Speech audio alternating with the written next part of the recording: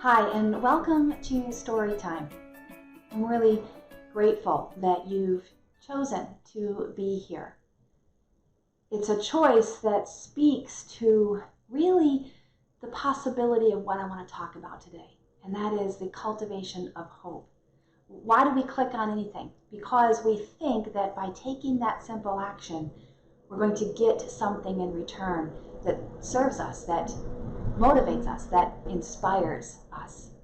Well, that's the work that I intend to offer, a safe space for personal growth and guidance along this path of peeling back the layers of where we protected ourselves from authenticity and perhaps shielded ourselves from authentic connection.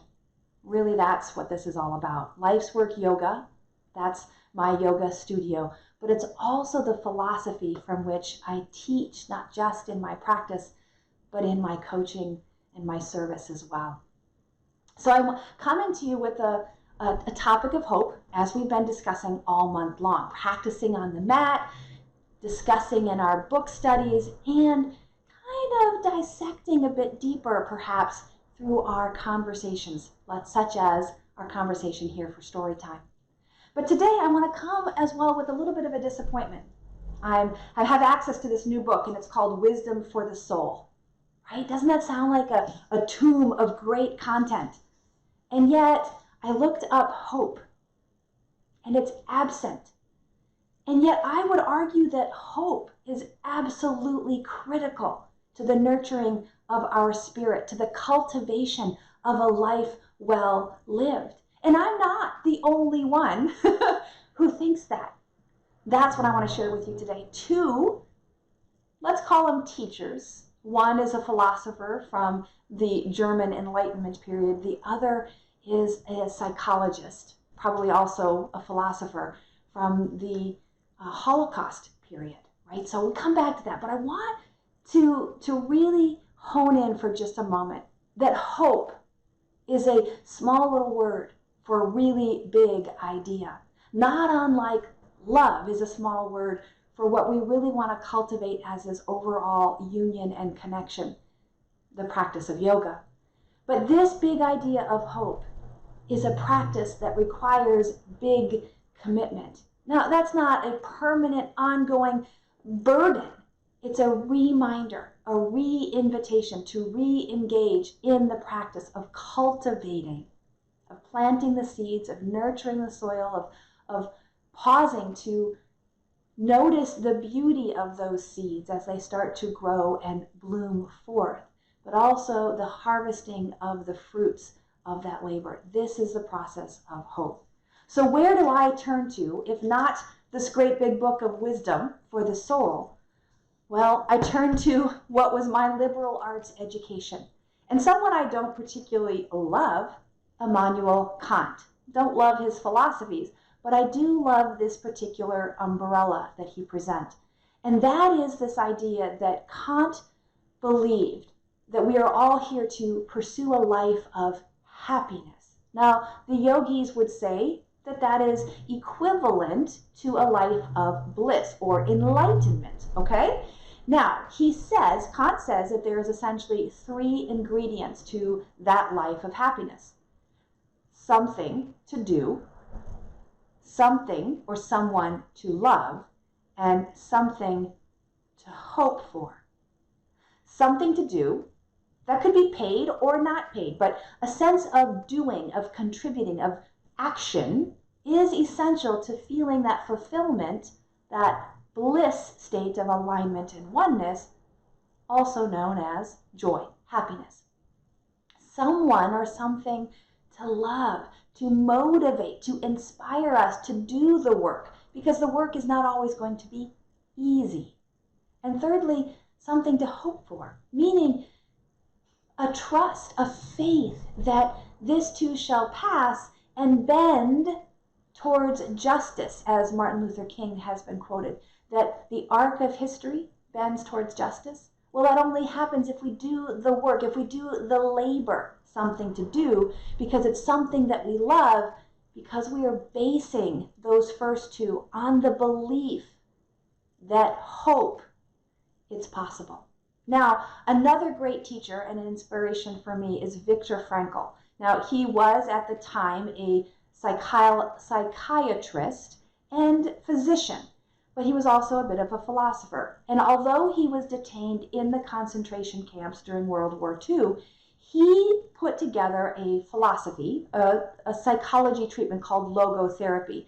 But within that therapy, he also defined 3 things that would define or give meaning to life. Those were work, love, and courage in the face of difficulty. Now, can you see how work, something to do, work, something or someone to love, love, right? Something to hope for might in fact correlate with the courage to face difficulty.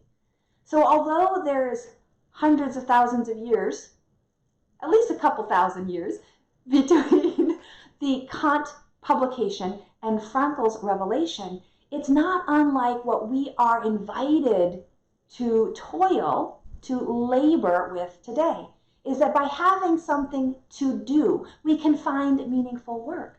By having something to love, we cultivate love and connection. And by having something to hope for, we find the courage to persevere, to overcome, to be patient in the process, even when difficulty, challenge, hardship faces us head on. So maybe it's not in the wisdom of the soul, but it is in the wisdom of our human story that breaking it down, simplifying things, help us to focus our energies to do what matters most. Yes, hope is a big practice, and it requires a big commitment, but it's done one little step at a time. And sometimes that step is just choosing to breathe today. Because the universe invited you to wake up. So, how do you respond to that invitation? Can you say yes and take that first breath?